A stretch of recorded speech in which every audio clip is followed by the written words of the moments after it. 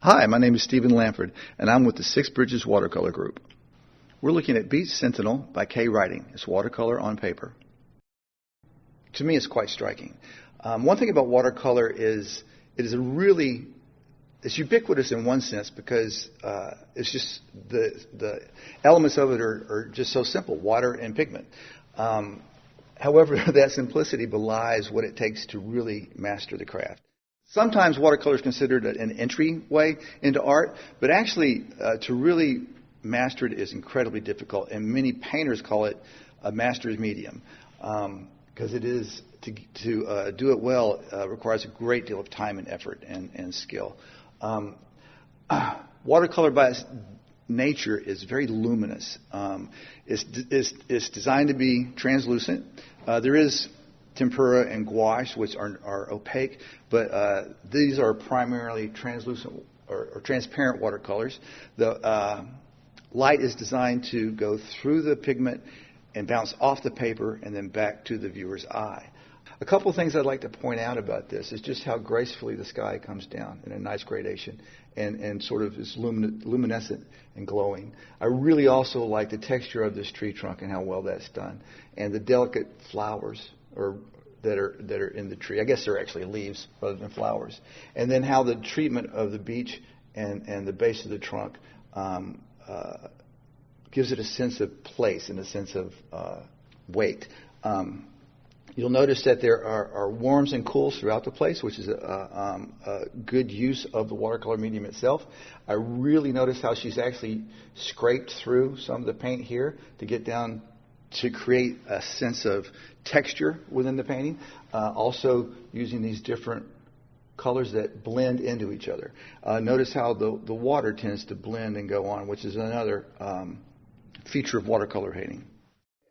I don't know that I can tell you why this appeals to me so much. I find it striking. In some ways, you wouldn't necessarily put a straight diagonal across there, and it's not straight exactly, but it works in this case. Kaye's primarily a landscape painter, and in this particular painting, there's a sense of solitude and a sense of strength. The title, Beach Sentinel, I think describes maybe what her intentions were and what the tree might represent to her. I certainly get a sense of solitude, a sense of melancholy that goes with it, which is a little bit counterintuitive for a beach scene. But I don't really see it as a beach scene. I mean, there's water and a little bit of beach up front, but really what I get is a sense of space, a sense of timelessness, the sky with the water, and the sentinel in front. One thing I'd recommend is taking a step back. If you look at this piece from a distance, it resolves in a much stronger, impactful painting than if you're right up on it. The tree really stands out and grabs you. In Little Rock, we're really fortunate, especially to have a place like Argenta to show artwork. It is a nerve-wracking, but I think necessary thing for artists to show their work. And we're blessed to have a few places in Little Rock where we can do that. I don't think enough, but we love being here. So when we're planning a show, there's a lot of nerves involved, and it takes a certain amount of perseverance, stubbornness, audacity.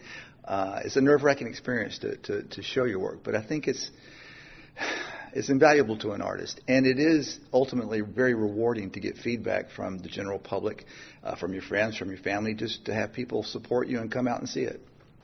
And I'd like to congratulate Kaye on this piece in particular, but also on the other pieces that she's put in the show.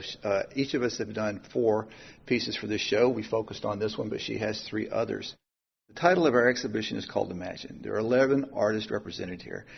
We work in a group called the Six Bridges Watercolor Group and have been painting together for the last few years. We got together basically when COVID started. We actually started on Zoom. We had previously known each other and painted together, but we were missing that connection and that community. And in addition to that, we all also wanted a way to continue to work and improve as painters, but not in isolation.